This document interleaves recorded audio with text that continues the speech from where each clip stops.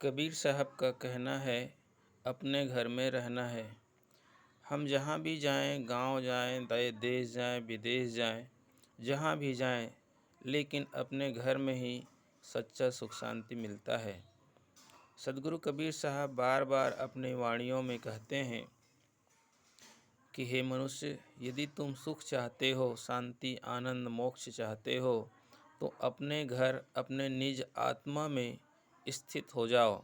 जब तक आत्मज्ञान नहीं होगा, तब तक आप दुनिया की सारी विद्या प्राप्त कर लें, कितना भी पूजा पाठ, यज्ञ, हवन, जप, तप, तीर्थों में दौड़ भाग, कितना भी छलांग लगा लें, लेकिन कभी भी सच्चा सुख शांति, मुक्ति, आनंद की प्राप्ति नहीं हो सकती। इसलिए आज ही इसी समय इस बात को समझ लो। ये सुंदर अवसर है। मानव जीवन दोबारा नहीं मिलेगा। पशु पक्षियों को यह ज्ञान नहीं दिया जा सकता, सिर्फ मनुष्य के लिए, और वो भी कबीर साहब की वाणी को जो समझ सकते हैं उनके लिए है। मनुष्य हो कर के भी जो आज इंग्लिश मीडियम में पढ़ रहे हैं, वे इस बात को नहीं समझ पाएंगे। इसलिए मेरे प्यारे साथियों, इस बात को अच्छी तरह समझ लो कि कबीर साहब बार बार कहते हैं कि निज घर में वापस लौट जाओ। निज घर अर्थात आत्म स्वरूप में लीन हो जाओ। शरीर अलग चीज़ है और आत्मा अलग चीज़ है।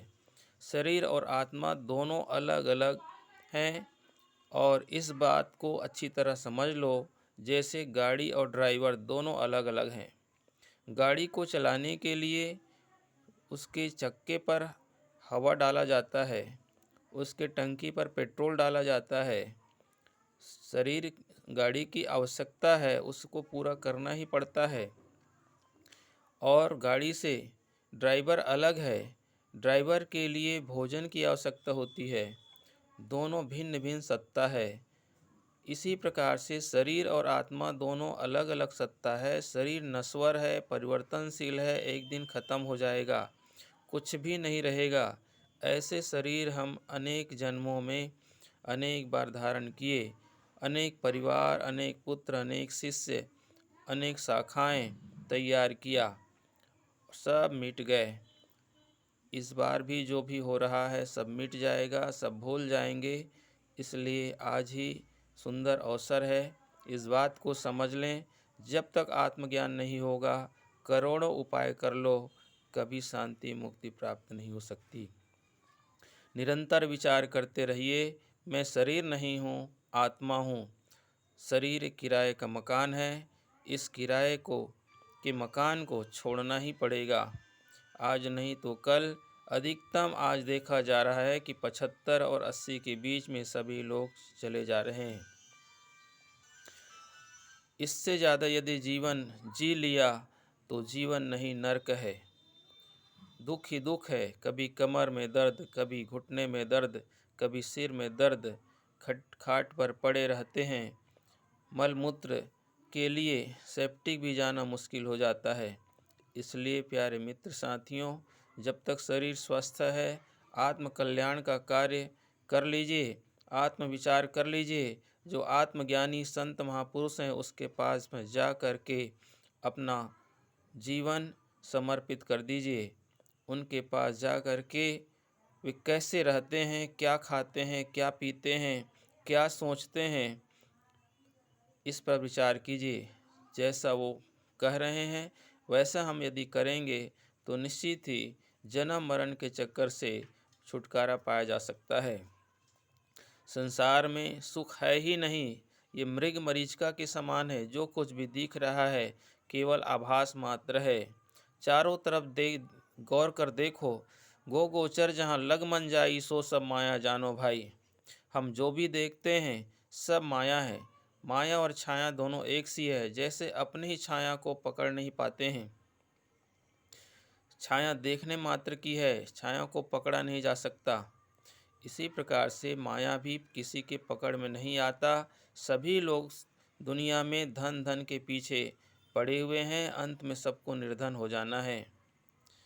जो व्यक्ति अपने आप को बौना समझता है, वही लंबा होने के लिए एक्सरसाइज करता है। जो अपने आप को शरीर समझता है वही ईश्वर को, परमात्मा को शरीर मान करके आकाश में, सातवें आसमान में से उसको ढूंढता है। स्वर्ग और नरक आकाश में नहीं है। जो भी शरीर धारी पुरुष हैं उन्हीं के अंदर सब कुछ छिपा हुआ है। जब भयंकर दुख आता है, एक्सीडेंट हो जाते हैं, भयंकर बीमारी आती है, वह व्यक्ति कहता है कि मैं नरक झेल रहा हूँ। नरक और स्वर्ग यहीं है, आकाश में नहीं है। इसलिए ऐसी मिथ्या बातों के पीछे न पड़ें। आप शरीर नहीं आत्मा हो, आत्मा ही सत्य है और आत्मा के साथ परमात्मा जुड़ा हुआ है।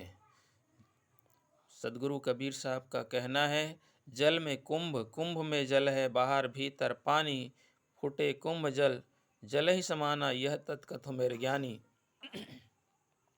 जैसे समुद्र में घड़ा रखा हुआ है, समुद्र का जल है और घड़े के अंदर जल है, दोनों जल में केवल मटके का दीवार का अंतर है। यदि मटके में दरार है तो भी वह अंतर नहीं है, बाहर भीतर दोनों का जल एक ही है। ठीक इसी प्रकार से हमारे शरीर में जो एनर्जी है, जो ऊर्जा है, जो चेतन तत्व है, उसको आत्मा कहा गया है। और विशाल ब्रह्मांड में जो अणु अणु में, कण कण में व्यापक सत्ता है, उसे परमात्मा कहा गया है। इस बात के समस्त धर्मशास्त्र, समस्त संत महापुरुष साक्षी हैं, प्रमाण हैं। इस बात को समझें। पानी में मीन पियासी, मोहि सुनि सुनि आवे हाँसी, आत्म ज्ञान बिना नर भटके, कोई मथुरा कोई काशी। मछली पानी में जन्म लेती है, पानी में तैरती है, पानी में मृत्यु को प्राप्त होती है और कहे कि मुझे प्यास लग रही है, तो कौन उसे अलग से पानी ला कर के पिलाए। ठीक इसी प्रकार से हम सभी उस परमात्मा में पैदा हुए, परमात्मा में विचरण कर रहे हैं और अंत में परमात्मा में लय हो जाना है। परमात्मा से कोई भी व्यक्ति, कोई भी जीवात्मा अलग नहीं है। परमात्मा सर्वव्यापी है, निराकार है, नित्य है, शाश्वत है, सत्य है और उससे हम सभी जीवात्मा बिल्कुल भी अलग नहीं हैं। चाहे जाने चाहे न जाने, कोई इसको माने या ना माने, फिर भी परमात्मा सदा सदैव साथ है। तन की जाने, मन की जाने, चित्त की जाने चोरी, उस साहिब से क्या छिपा है जिसके हाथ में डोरी। साहिब बंदगी साहिब।